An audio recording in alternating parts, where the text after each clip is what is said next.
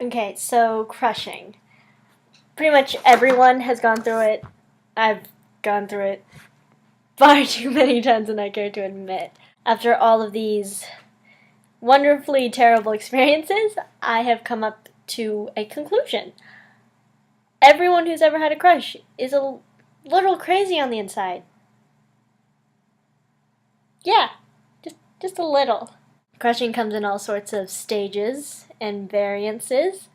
So I'm just going to go through all of the stages that I've ever been through, compartmentalize them a bit, organized, try and figure out exactly what level of crazy is going on here, so maybe I can stop, or at least figure out how to hide it better.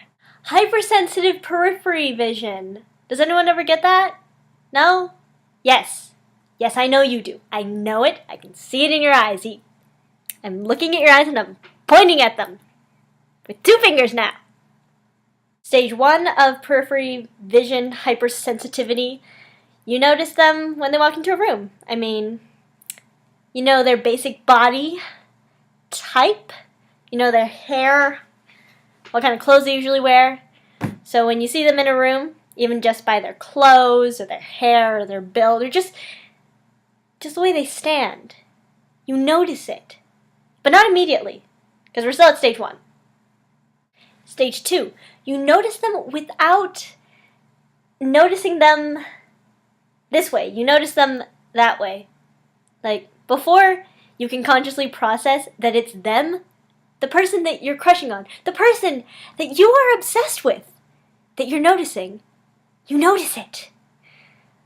I'm not explaining it very well, but it's like you're in the center of the room, okay? And they're off to the side.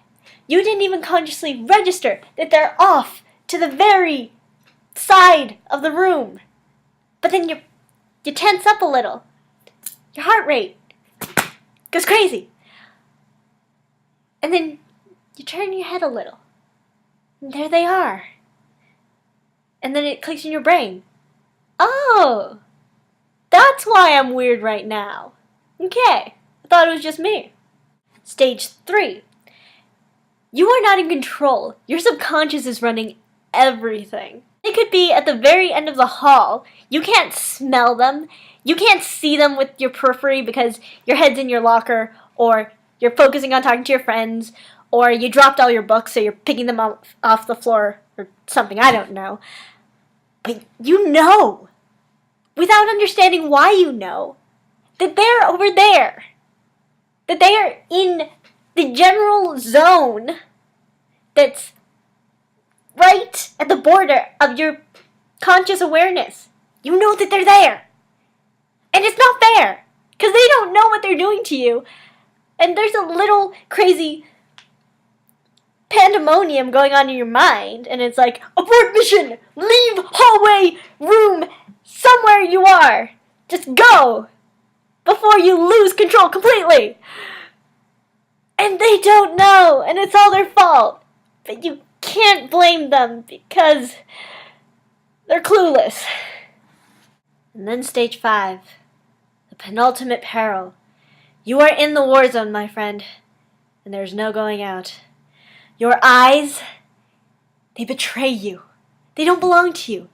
They belong to whoever you're infatuated by. See their group of friends? Just quickly scan that general area to see if they're there. Are they late for class? Your eyes will focus on that door every time someone comes in, and you'll get a burst of disappointment every time it's not that person. You'll also find yourself listening into conversations. Listening into conversations that they have with teachers, listening into conversations they have with their friends, listening into conversations they have with people that you don't even know. Because you're curious. Because you want to know stuff about them.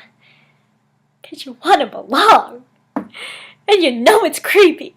But you just can't control you can't control yourself. Your ears, they don't belong to you. Your eyes, they're not yours. And it sucks. And then it's the end. The final stage. You have lost your sanity. It has packed a bag and traveled all the way to Luxembourg, or somewhere really far away from Luxembourg if that's where you live. But the point is, it's gone. It is nowhere to be found. And who's left in charge? This guy.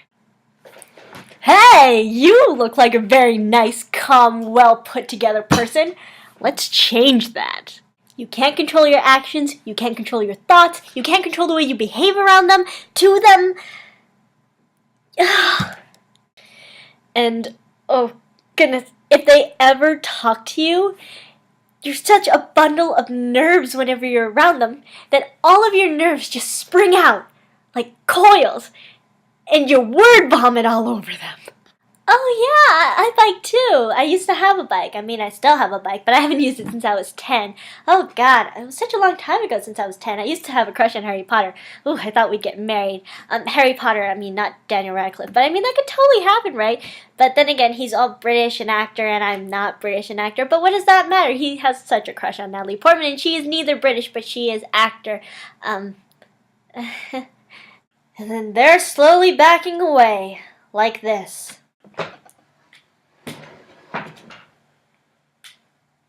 When you're that far gone, say goodbye to productivity. It was nice knowing you. They're always going to be there.